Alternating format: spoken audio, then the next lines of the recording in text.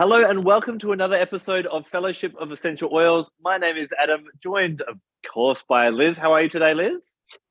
Tired after the weekend, Adam, but I'll tell everybody about that afterwards. But otherwise, I'm good because I've got my lovely friend with me. Well, it's been Bring a Friend month this month, and I had Vanessa talking about frankincense last month.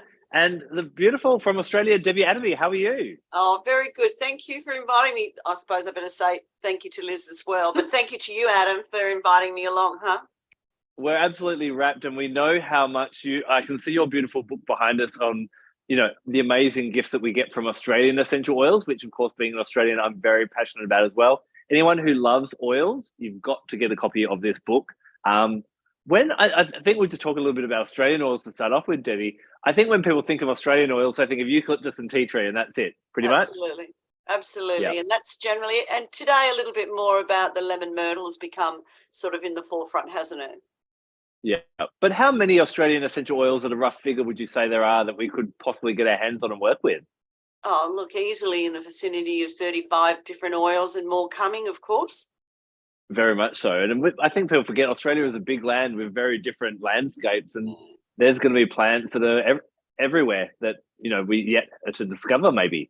Yeah, well, we also have a lot of common oils also now growing within Australia. Well, I have been for some time, of course, but being more introduced into the aromatherapy world, like, your lavenders and lemons and, lime, just very, very common oils, along with those native oils. And that's also in my book too, of course. And one of the things is when you grow, it matters where you grow a plant on the essential oil. So a lavender maybe grown in France or Bulgaria is going to be different to a lavender grown in Australia in some ways, correct?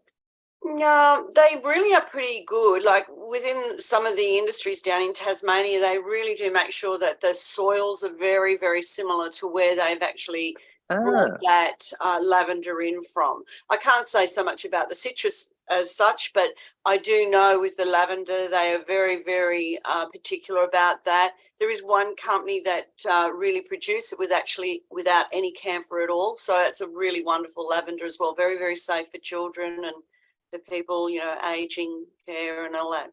We were working on that one yesterday on Saturday on the workshop, and without the camphor, it's just so light and gentle. It felt like butterfly wings when you smelt it. It was very, very different experience of working with any other lavender.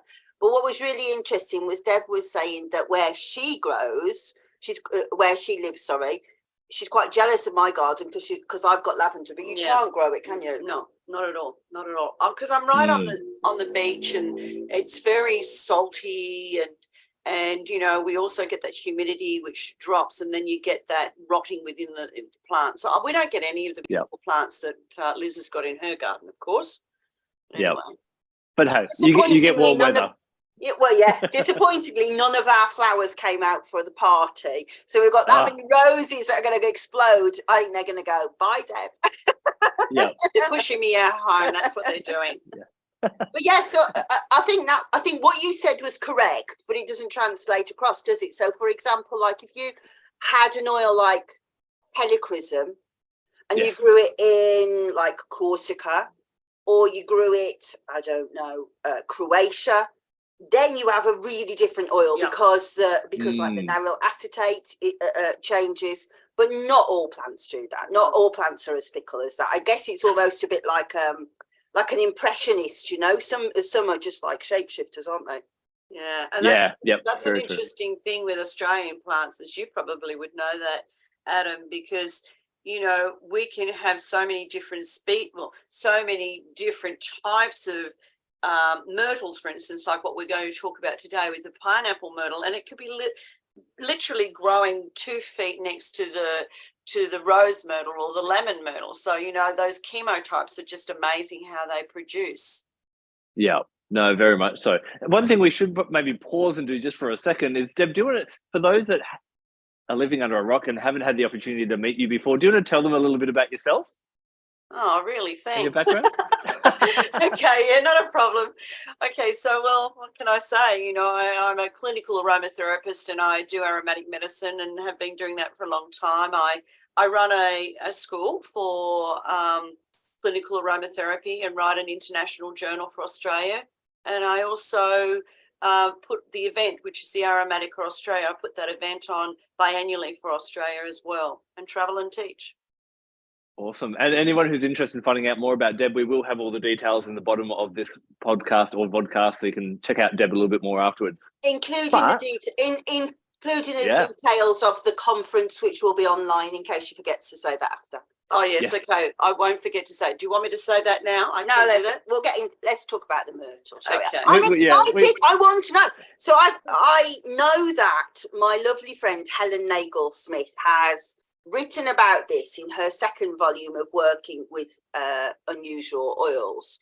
So Helen kind of gave me a bit of a class on it before we said we were going to do it. So I've got some insights.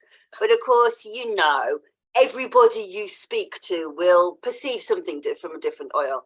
So I am fascinated to hear what the Aussies have to say about this Aussie oil. Now, the oil we're going to be talking about is pineapple myrtle. People may have seen this edition come up and go, what on earth is pineapple myrtle? So it is a new essential oil. Deb, do you want to talk a little bit about the background of where it came from and how it got produced and what it is? Yeah, sure. Well, actually, myrtle's a funny thing. We have lots of different myrtles, and the gentleman who actually grows it, the farmer, which is Greg, he first started this around about 2014. That's when he really discovered that particular myrtle species, and that itself is very high in geranyl acetate, which gives us some amazing outcomes with it. But he discovered it, and then he decided that he would really farm that well. So he put hectares of it down on the northern rivers in New South Wales, the top of New South Wales, and obviously now it grows in abundance. So he did that along with another one called mango myrtle, and yeah, he's been very successful. His gardens are growing really well with this, and so it just simply pops up. Like in Australia, myrtles, when they live next to each other, after the pollination, they really do produce different types of chemistry, as I said, with those chemotypes. So yeah, it's all growing in just off Queensland, all within that northern regions of our New South Wales. Yeah, so it's lovely. It's a beautiful thing. Great planting. He harvests. They usually come in and will harvest around about four sort of meters in height. He'll start to harvest. He usually uses a harvesting machine, so it's not done by hand at all. And that's really what it is. It's got a beautiful floral smell, obviously. Less like a fruit salad, he would say, and I think it is a bit like a fruit salad. Very much. I must admit, Greg is fascinating in the ways, the names he chooses for the essential oils that he discovers, kind of thing. And I could kind of almost smell the pineapple in that pineapple in the fruit salad. Yeah. You truly can. Liz, it's one of your first times working with this oil in the last few weeks. What's been your first impressions with it? I just think it's sunshine in a bottle. It's just so lovely. And as you say, it reminds me of little girls' parties. Like, like all the little girls in their pink frocks running around, and they've got the bows in their hair and the sunshine out, and there's ice cream on the table, and I just think it's absolutely beautiful, and it really makes your mouth water, doesn't it, when you smell it? Obviously, to be clear to people, one of the things that I always think about our videos is that potentially people might come and go, oh gosh, I am overwhelmed by how much they know. But of course, every one of us always has to pick up an oil for the first time. And we all go right back to the beginning every time we learn an oil, don't we? But there's some things that really sort of occur to you straight away when you use an oil. Of course, the smell comes to you. But the first thing I thought was, God, if somebody had gone off eating, I really think if they were sniffing this, they'd start to want to eat again, because your mouth just goes, feel like animal Lecter. Yeah. Yeah. But yeah, it's so beautiful, and it's a kind of lemony. But the chemistry, when I've looked it up, I was really surprised what the chemistry was, because I was smelling it. I was thinking, this almost smells like an oil that would be phototoxic. I wonder if there would be that element, because those ones that are sunshiny tend to, the monoterpenes go and you have that sort of like the citrus notes, don't you? Yeah. I opened it up and I was like, what the heck? It looks like a geranium. When the colour was just like a geranium, how's that? So it's really interesting that a lot of things that you would use citruses for, but you might think, oh, but I wouldn't want to put it on a kid, for example, because it could be quite spiteful. This is going to be much gentler, am I right? It is a much more gentle due to the geraniol acetate. That really brings it down to be a little bit more. But, you know, you've got the nerol and you've got the geraniol and you've got, you know, all of those things that also bring in that real lemony smell behind it.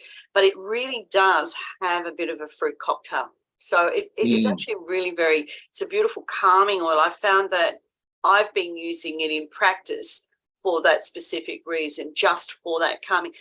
Fantastic for relaxing that bronchial spasm as well. That's a really, really wonderful effect, especially coming into our winter seasons in Australia. I would have been sort of moving more with that, with the different eucalyptuses, with the 1,8 centiols and things like that to help with the, you know, the chest and the breathing sort of situations. So by that, do you mean coughing or do you mean asthma or both? Even coughing, even your asthma, like, you know, your bronchitis and things like that. It sort of just calms it a little bit more. It doesn't, you know, and it's a bit of a bronchial dilator anyway. So, you know, you're getting to breathe a little bit more freer. But, you know, if we're sitting in on more that issue with you, like a mucus forming problem, it is a little bit antiviral as well. So it's got it. You know, it's got that anti-infectionness. It's got a real neat little package. So I'm right in thinking it's around about 30% geraniol acetate. Is that right? We're around about 30,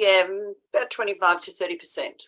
And that's a really strong antimicrobial constituent, isn't it? So, and also antifungal, correct? That's right. And that's why it's really good when we're looking at, say, with the viruses like the flu virus going around. It's something that really, and you know what, the big thing here, Adam, is that it's pleasant.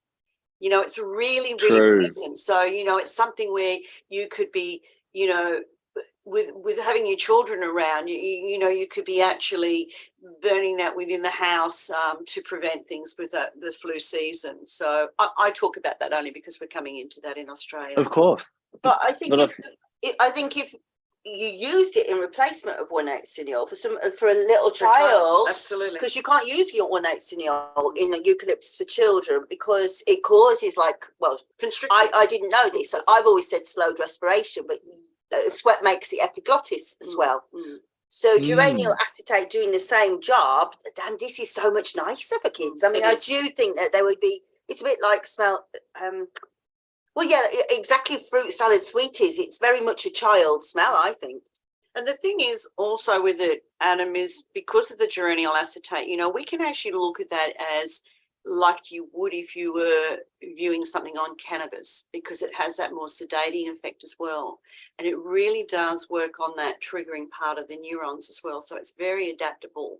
So if you've got sort of ratty children and things like that, that's a good thing. And it's so, as just what Liz said, you know, like it's like having a party, you know, it's a little kids' party. And so for them, they would really, really find it a pleasant smell for them. You know, it's a really wanting smell type thing. So you were talking about obviously supporting with that respiratory system. What would be your method of use for it to help with kids and then with adults as well?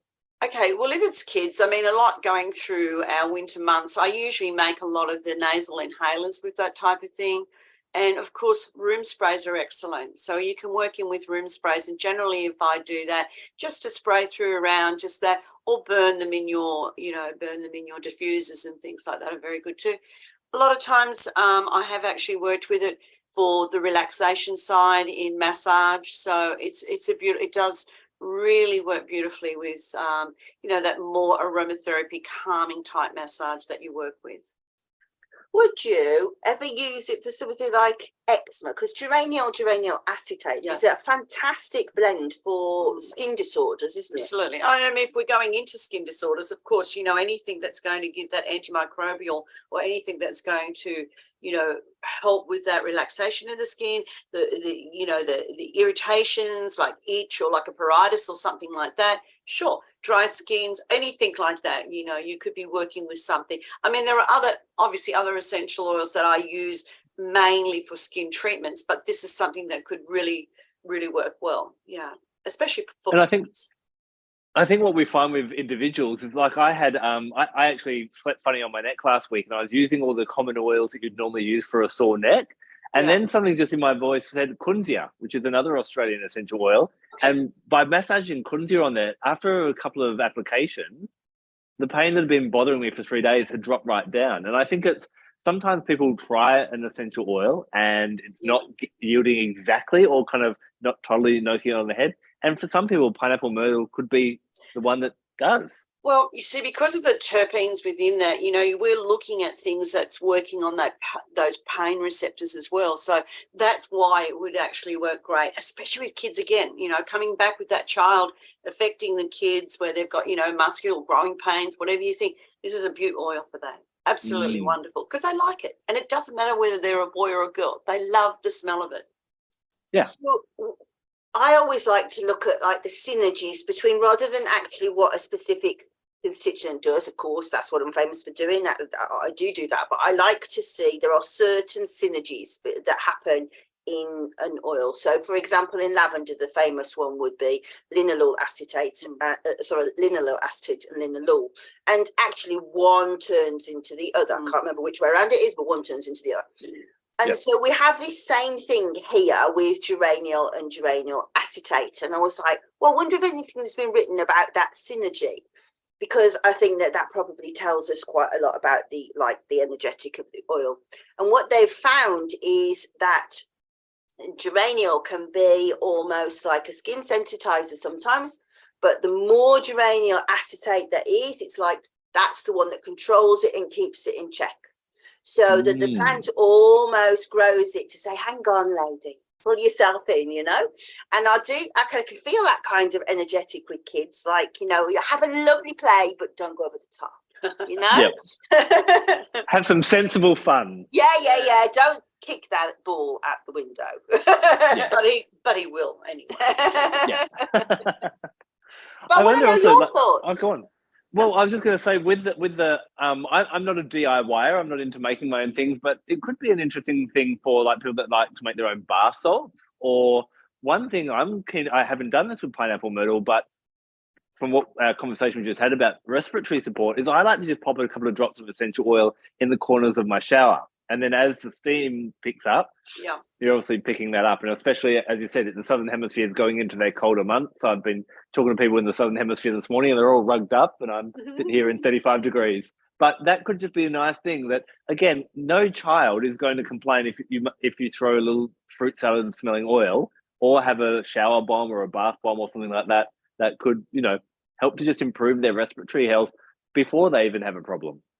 Absolutely. I love that. Yeah. And I think, when you look at all the different modalities of product formulation, generally we can really use those type of essential oils, whether it is pineapple or in many different formats. And I think one of those things when you're talking about bath bombs and you're talking about shower expels and things like that, I think, that really comes to fruition when people get time to go and do those sort of things if they're not rushing too much around. Yeah, and that's where, I always say, if you're not sure if you get your pineapple myrtle, because I'm sure some people are going to get excited after watching this or listening to this, and you're like, what do I do with it? Put it where you're going to use it. So if you feel this is going to be a really nice one, in the lounge room for diffusing, then pop it in the lounge room next to your diffuser. But if you think it's going to be a great one for the shower, pop it in the shower stall. Have it there, because once you're undressed, you're not going to then do a nutty run to the other end of the house to get your pineapple myrtle. Well, I don't know about that, Adam. I don't quite know about that one. We won't let them know what we get up to in Australia. So when I tuned into it, I had some sort of insights to bring, if you want to hear them. As you know, I hear essential oils as musical notes. So what you can really do without is somebody going and putting the washing up away and singing when you're trying to tune in. I had to move away.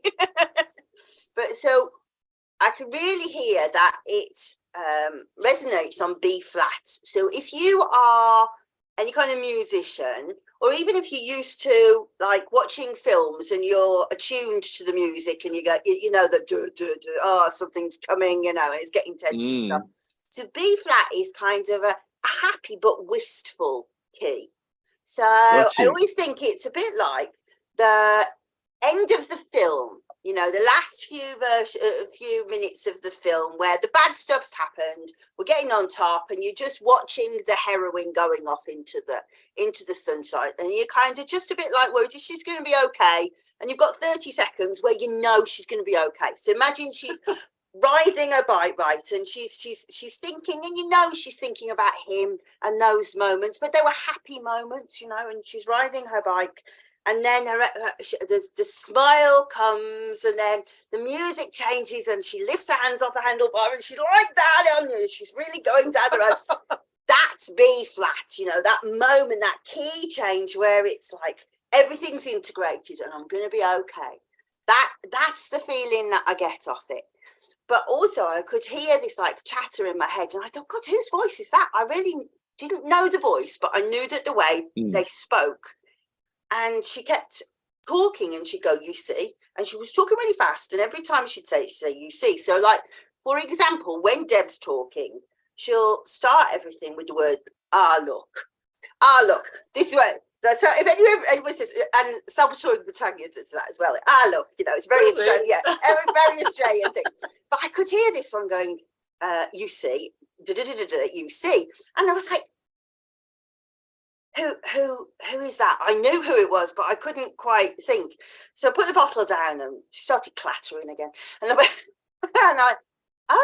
so I was going through my head going, is it? And I knew it was a very wise person, like a teacher, but somebody that I didn't know. And I thought, I do know who this is. So there's a woman on YouTube, and she's got this stream. She channels information, and she channels information from the goddess Athena. And Athena always says, you see, right? And everything that Athena, you must watch it if you've never watched it, because she's astonishing to watch. But there's a beautiful, beneficent thing. But what Athena's always very much about is non-judgment. So this channel is always about learning to love yourself in a non-judgmental way. And I was already thinking, I can feel this sort of here, heart, solar plexus, but no, lower womb. And I thought, that's blooming weird as well. So then, but then when I realised, so the Athena wisdom is all about head, heart, womb, and you can feel it. And when Athena's channeling, she talks about this non-judgment of how we all talk about trying to come into alignment with spirit, but we're very good at trying to go, this is good, this is bad. And if this is bad, now I feel really bad about myself. So in this Athena channel, she just talks about, well, no, it just is, right? There's no good, there's no bad. We're all an integration of all of it, strengths and weaknesses. It just is. And the sooner that you come into this alignment with yourself and stop beating yourself up about things, the happier you will be, and the more that you will manifest things around you. But what I was really picking up about a little child was how I was very much getting breathing, but also because I'd spoken to Helen, that wasn't picked up. I knew that there was a lot of stuff about respiratory. But I was thinking about how you are revising for an exam, and it can be very much like, I'm never going to be up to this. I'm not going to be good enough to do this. And this real positivity and this alignment of being on the bike, it's dropped into place, you know, I'm with it. So I thought, really lovely, yeah. Really interesting. Lovely, right? Yeah. I can see an overall theme happening. When I was starting to work with it, looking at that the more holistic level, what really came up for me is it worked. It had a bit of a Jupiterian or Sagittarian energy, which is quite timely considering we've got the full moon in Sagittarius this coming weekend. I found that it would sit really nicely in the group of oils that we would know as abundance oils. So when people are wanting to bring more abundance into their life, they might work with orange or bergamot or, ginger or things like that. But where pineapple myrtle was different was it was about allowing abundance to come into our lives. And so often we have a plan, like I need to make some money and I'm going to make it this way, or I'm going to, and there's a really interesting term that we have in the Middle East called inshallah. And it kind of means God willing. So they always say, like, I'll see you on Thursday, inshallah. And we've been talking about, what does that mean? Oh, well, it's in God's hands and I might be there, I might not, kind of inshallah. Or does it mean I have an intent, but then I leave it in God's hands to see how that will unfold? I love that. And I almost feel like pineapple myrtle has that kind of, inshallah, I'm going to allow abundance to come into my life. But think about how often all of us in our lives, we decide with tunnel vision, that is the way it must be, whether it be manifesting abundance of money, manifesting an abundant, good relationship. I'm going to find the perfect partner and it's going to be them. And I agree with that. Yeah. So when we look at, we're talking about how great it is with respiratory, think about what happens when we fall into states of anger or fear or sadness or any of those negative things. What happens to our breath? It constricts when we're worried. And we just tell people, just breathe. And then what you've shared, Liz, with that, it's all going to be fine and that relaxing. And what came to me, I think this is just an oil that just allows us to relax a little, allow life to unfold and be surprised and delighted. And like I say, I really do see those little girls running around the garden together, being playful, just forgetting, probably puking up the birthday cake later, but just really enjoying themselves. So it's really, if you look at it, it could be said to bring the child back in you as well. Yeah, I like that. I think so. And children are open to that spontaneity, aren't they? They're not too open to rules. More, don't they? Adults need that more. So it's a good oil for an adult to bring that child life back to them. What they need, that happiness and that joyfulness that they lack because of everyday stress. Very much so. As you were saying before, David, we've got with a new essential oil, it can be hard because there's obviously not reams and reams of experience and that type of thing, and we have to look at the chemistry. Have you had any uses that kind of spring to mind that you've used with clients where you've been like, wow, that is good in that way? With the pineapple myrtle, I've worked a lot with it, with anxiety and stress related things, a lot. It's actually worked very well because remember too, it's got the nerol, it's also got the geraniol, so we got that aldehyde that is that calming effect as well. So it really has a lot of that area where I would go to for, as I said, with massaging and things like that. It just has that way about putting that person into a state of, okay, I can breathe this easy, and that's what they can. And then I can sit down and I can really think. And it's not something that's overly powerful with its aroma, but it's so pleasant that it does bring that kind of calmness, but yet happiness behind it. It is really just a beautiful, and I laugh because you said Sagittarian, and me being a Sagittarian, I have had a lot of work with this essential oil and I absolutely love it. See, and I really take to that essential oil. Interesting. Now, what normally happens in episodes, me and Liz compare notes on our Don't make her do astrology. It. She'll get her pants. So what you're not going to any say astrological what links easy here? rulership to you. No. But what about you, Liz? What would you give rulership to pineapple myrtle for at the moment? Well, if I say Athena Pallas, what does Pallas Athena? You tell me, what does Pallas Athena mean? So she obviously being one of the major 4 asteroids between Mars and Jupiter, she's very much about she is known as the goddess of war, but she's about diplomacy, and that it doesn't, it's not about kind of conquering people like Mars would or that type of thing. It's more about finding the right way, that moralistic kind of way is what comes out for, when I work with Pallas Athena. Yeah, and also it's to do with women's skills, but also not really taking appreciation of women's skills. And when I read that, I can't remember. Apologies to whoever wrote that, and I've completely forgotten who wrote it. But it really made me think of what Deb had been saying about the myrtles, how there's one myrtle and then it spawns another, and there's this new created thing the female had brought into a new being, and then there's another one. I just thought, exactly how that plant works, and it just goes, oh, I'm going to do a different one. I'm going to do a different one.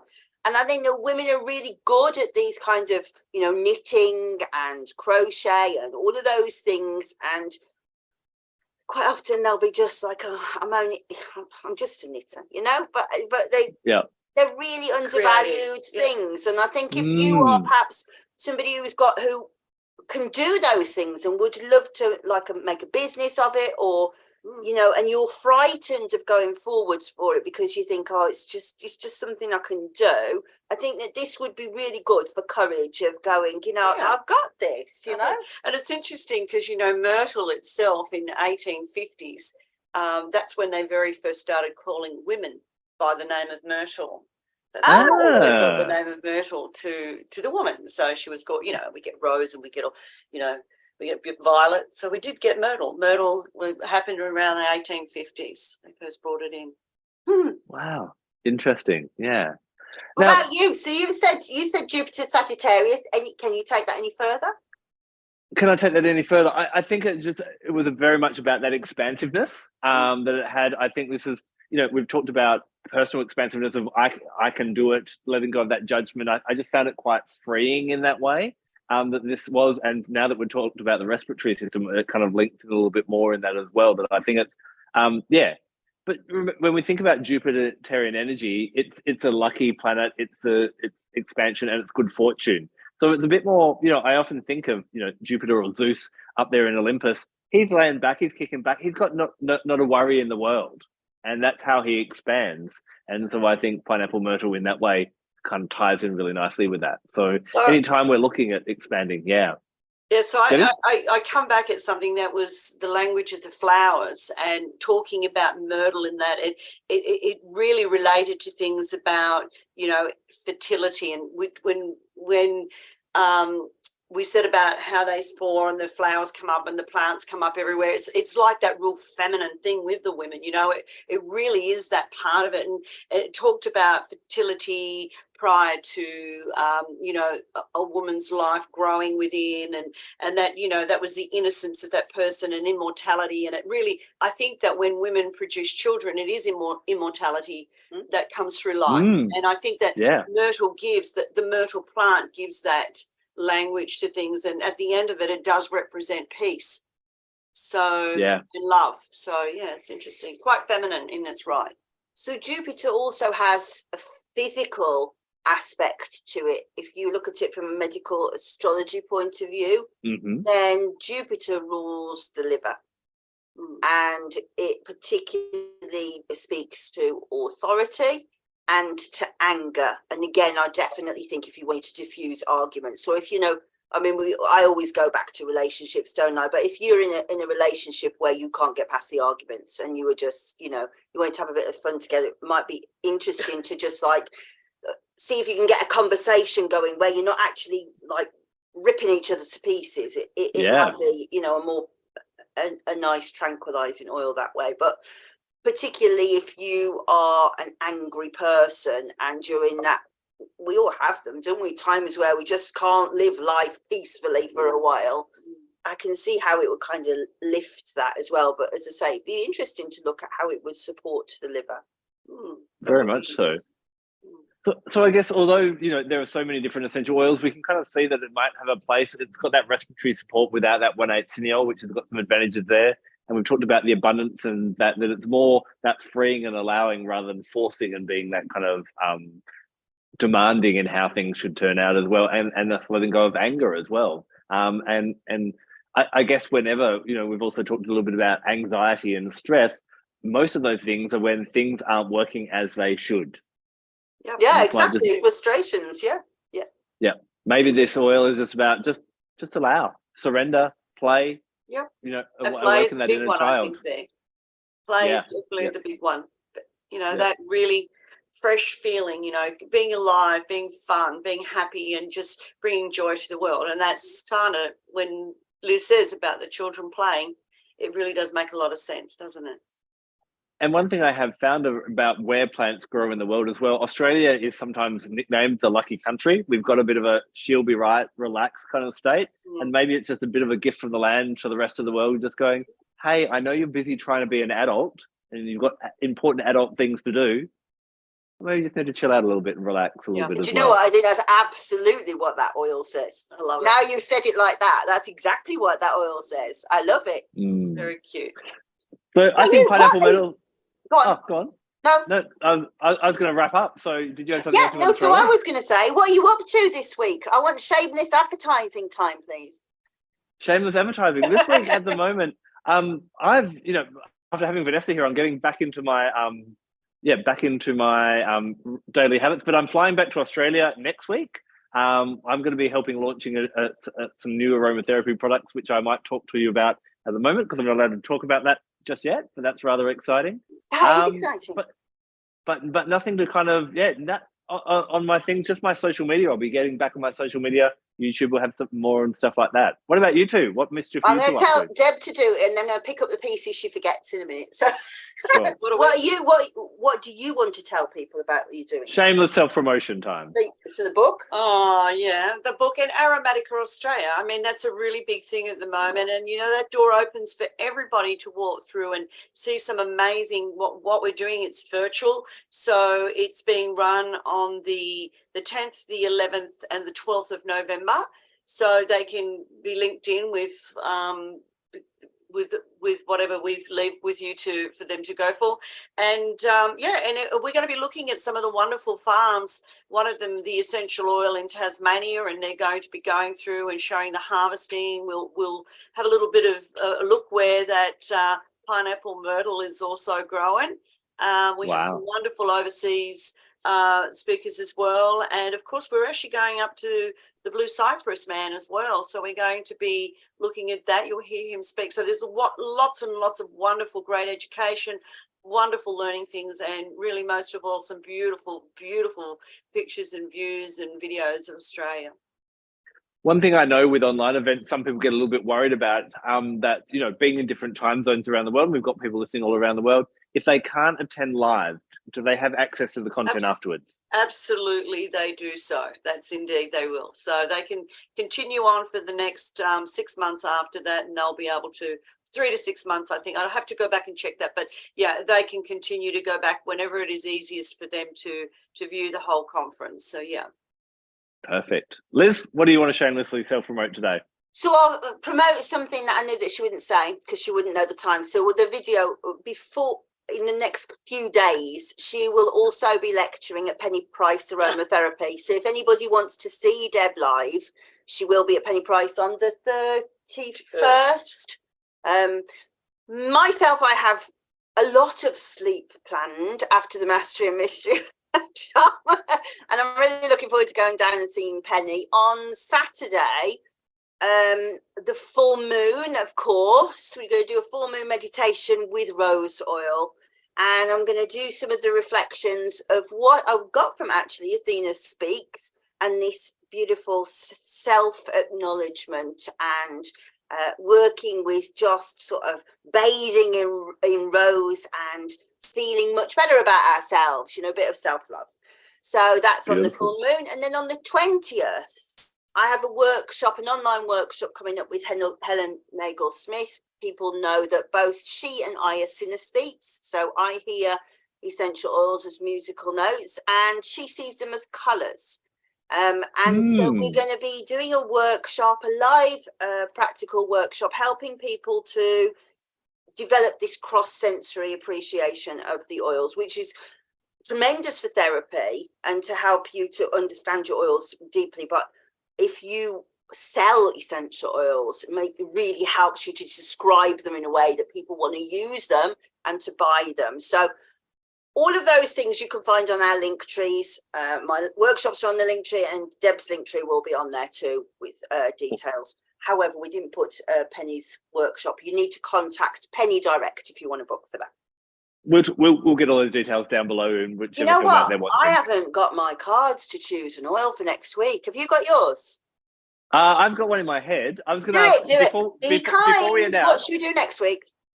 Before I announce that, I wanted to ask Deb one final question. Deb, being the one of our experts in Australian essential oils, we might have just whet the appetites of many different people around the world. Going, what are all these little Australian secrets we've got down there? Now, obviously, they need to get hold of your book and learn about them all. But if you had to recommend a few others that people should maybe dive into and have a look at, what are some of the greatest other deep secrets that we're keeping down in Australia in essential oils? What oils should they check out? Well, we actually do have some really beautiful things coming in. One of them that I really like, and I haven't really sat down to dissect it and play with it, and that's the strawberry gum. That's a beautiful one as well. So there's one in there, and I don't know whether you did hear of the lemon berry. The lemon berry is another one, which is a beautiful oil that's come through as well. And of course, yes, some people have heard of the mango myrtle, but I also still fall back on my major supports, and I love my eucalyptus, and I do dearly love. I probably am not a great lover of the tea tree. I would rather have the lemon scented tea tree, and all those things really are very much based for Australia. So I can't say one thing. I mean, I love my sandalwood, it's spicatum. I could go on forever. It's like trying to choose your favourite child. Yeah, can't do that. Yeah. So last year, obviously, the UK were not used to the heat that we had. And I did my usual thing of a great deal of moaning about it. And Deb just sent me the most beautiful presents, and including a bushmint hydrosol. And guys, if you are struggling in the heat, bushmint hydrosol, my goodness me, it's magnificent. It's just so refreshing. As you said, that's what the outback smells like. But actually, so in terms of this, if you do want to get some Australian oils and you are over this side of the world, shipping is going to be expensive. So over the weekend, on the Mastery and Mystery weekend that we did together, one of the ladies on the workshop very kindly has offered to put together a collective where we can buy en masse. And so if you are in Europe and you would like to be part of that and you would like to get some of those essential oils, what you need to do is you need to come across to my Facebook page, Walking, Moonbathing and Crohn's. You know how to do that. That's on my link tree. Come and join us on Facebook and I will direct you to the post, to the chat, and hook you up with Diane, and we will help get some of those oils across for a lot less money. So can I just say one more thing? I suppose it's a little bit about talking about me, sorry. But I'm hoping next year too, Adam, to try and get myself on the road in Australia. So I'm hoping to maybe set workshops up for everybody and anybody that has the love and the passion for, essential oils and extracts and hydrosols and things like that. So I'm going to go from state to state, and I'm definitely going to be coming over to WA. So, keep that in mind. And of course, if you ever want to chat again about a specific oil from Australia, that door's open. I would absolutely love to. I think, talking about the Australian bushmint, I get excited about, and peppermint gum, two of the best mint smelling oils in the world, I think. Kind of thing. And I'd love to talk to you about the bush bar mint. I'd like to talk to you about what absolutely wonderful outcomes I've had in working with it for treating burns and skin repair. So there you go. Do it now. People are going to want to know. Just quickly, do now. Tell us quickly about the bush bar mint. Yeah, well, there's a lot, but I had a young lady come into the clinic, and thank God it was the time when COVID was all the restrictions, and it was only kind of not that long ago, but she had burnt it. So it was a scald from being in the sauna. And what she'd actually done is she'd put the water in, but as she's put the water in, she's put her hand down on the hot plate where she was putting the thing, and she actually got 3rd degree burns in certain places, and within that, it wasn't just that mint that we're talking about that I use, because it's very high in ketone, and ketone is very well known to be able to work in a much deeper area of right down into the pillary area of that dermal. And that's where a lot of that skin tissue is damaged. And so we've got to get that fibroblast working. And those ketones seem to have that real kick in, And so I thought, I need the cooling. I need the skin repair. I need all of that to work. And so I thought, what, I'm going to go. I'm going to do some really beautiful anti-inflammatory and, anti-infectious type oils. But I'm also going to move out of using, say, peppermint, where I would have done a little bit of that for the cooling situation, but I went in and I popped this in, and I'll tell you what, the healing process was so good. She didn't even get one scar where that that 3rd degree part of the burning was. Wow. So I was really absolutely love it to the ends. Plants are so blooming weird. They are. And next week we're going to dive into another one. Guess what we're going to dive into, Liz? Oh, I'm scared. Raven Sarah. And no, wait a minute. Don't speak. Clarify. Raven Sarah or Ravint Sarah? Ravint. Ravint. But we may have to talk about the two to separate the two. Oh no. And every time you pick one I have no idea over. Oh no. Okay. And isn't it's quite interesting, Adam, because they believe that the bush balm mint is in equal reign with that oil that you've just bought. Interesting. How weird is that? Wow. Is that not? No, seriously, isn't that interesting? No, don't tell me more. You need to tell me that so I can put it on next take week. That I back. need stuff. Scrap that off. I'll give her the information. So join us next week as we explore Ravint Sarah, and Liz sounds rather smart, other she picked Debbie's brain. No, we know you're a wealth of knowledge, Debbie. Debbie, thank you so much for joining us. Liz, we'll see you next week for just the two of us. We've got no friends next week. No, we'll have to talk to each other, Adam. Have a wonderful week, everybody, and thank you for all the messages. Thank you, and bye, Adam. Thank you for inviting. Thank you.